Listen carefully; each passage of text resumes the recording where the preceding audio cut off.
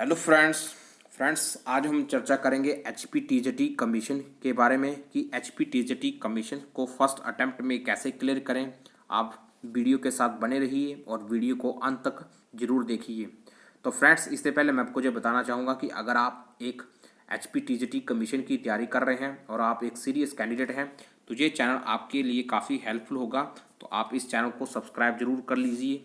तो आइए चर्चा करते हैं HPTJT कमीशन को फर्स्ट अटेम्प्ट में कैसे क्लियर करें। तो इसके लिए फ्रेंड्स आपको एक प्रॉपर स्ट्रैटेजी बनानी पड़ेगी। HPTJT कमीशन के एग्ज़ाम को फर्स्ट अटेम्प्ट में क्लियर करने के लिए। इसके साथ सबसे ज़रूरी है कि आप HPTJT कमीशन के सिलेबस को सही से एनालाइज कीजिए। आपको ये पता होना चाहिए कि किस टॉपिक से कितने क्वेश्चंस पूछे जाते हैं और कहाँ से क्वेश्चंस आ रहे हैं। इनके बारे में आप डिटेल से एनालाइज कीजिए। इसके साथ साथ HPTJT कमीशन के सिलेबस को सही तरीके से एनालाइज करने के बाद आप अपनी स्टडी के लेवल को एनालाइज कीजिए। ये बहुत ही ज़रूरी है। आपको ये पता होना चाहिए कि आपके पास आपकी स्टडी का लेवल कहाँ तक पहुँचा है।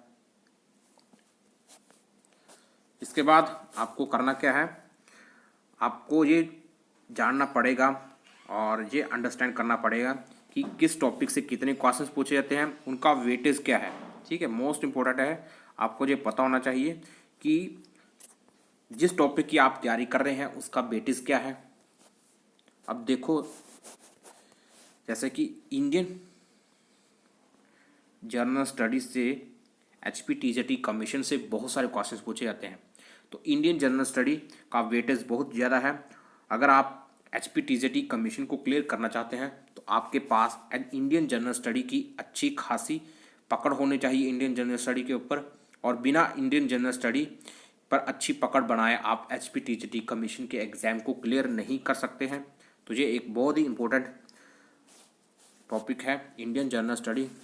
इसके अलावा फ्रेंड्स, आपके पास Indian general study, HP general study और साइकोलॉजी एंड पेडागोजी, ये तीन ऐसे टॉपिक हैं जिनका वेटेज बहुत ज़्यादा है। और बिना इन टॉपिकों के ऊपर आपकी पकड़ बने आप इस HPTJT कमीशन के एग्ज़ाम को क्लियर नहीं कर सकते। तो ये तीनों के तीनों टॉपिक बहुत ही इम्पोर्टेंट है और लगभग मैक्सिमम जो सिलेबस बनता है इन्हीं टॉपिकों से बनता है। तो अगर आप HPTJT कमीशन के एग्ज़ाम को फर्स्ट अटैम्प्ट में क्लियर करना चाहते हैं तो ये Indian general study, Himachal general study और साइकोलॉजी एंड पेडागोजी को अच्छी तरीके से तैयार कर लीजिए और उनको डिटेल से पढ़ लीजिए। डिटेल से पढ़ने के साथ साथ आप कम से कम 2 बार एग्ज़ाम से पहले उसको रिवाइज कर लीजिए अगर आप HPTJT कमीशन के एग्ज़ाम को फर्स्ट अटैम्प्ट में क्लियर करना चाहते हैं। तो ये ज़रूरी है कि आप इंडियन जनरल स्टडी,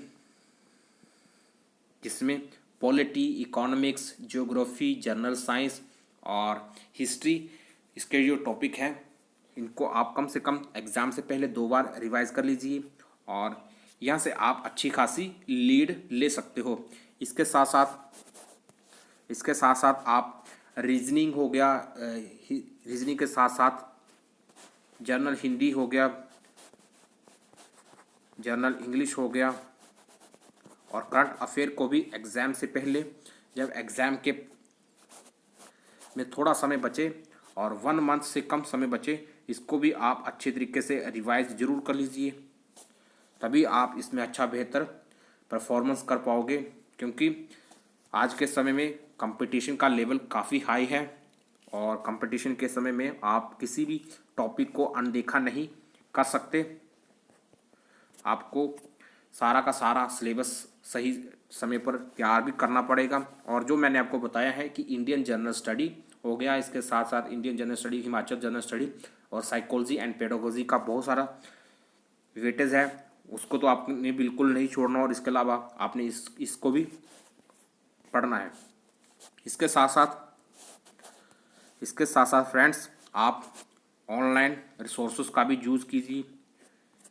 अगर आप HPTGT कमीशन को तैयार करना चाहते हैं तो आप ऑनलाइन रिसोर्सेज जैसे यूट्यूब से भी आप हेल्प ले सकते हो इसे फर्स्ट अटेम्प्ट में क्लियर करने के लिए। और फ्रेंड्स, ये ज़रूरी है कि अगर आप फर्स्ट अटेम्प्ट में HPTGT कमीशन को क्लियर करना चाहते हैं तो आप जो उसका वाइड सिलेबस है, जैसे कि इसका जो सिलेबस है वो काफ़ी वाइड है, आपको उन टॉपिकों को अनदेखा करना पड़ेगा जिनका वेटेज कम है, तभी आप इसको अच्छे तरीके से क्लियर कर सकते हैं HPTGT कमीशन को।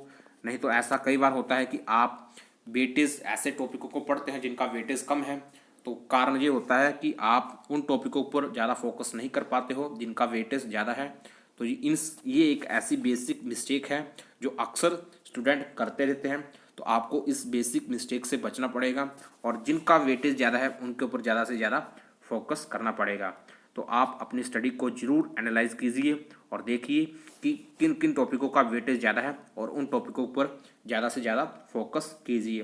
तो मुझे आशा है कि आपकी बहुत सारे डाउट्स क्लियर हो गए होंगे, और अगर आप इस चैनल पर नए हैं तो चैनल को सब्सक्राइब जरूर कर लीजिए और बेल आइकन को हिट कर लीजिए। तो फ्रेंड्स, मिलते हैं नेक्स्ट वीडियो में। वीडियो देखने के लिए आपका बहुत बहुत धन्यवाद। थैंक्स।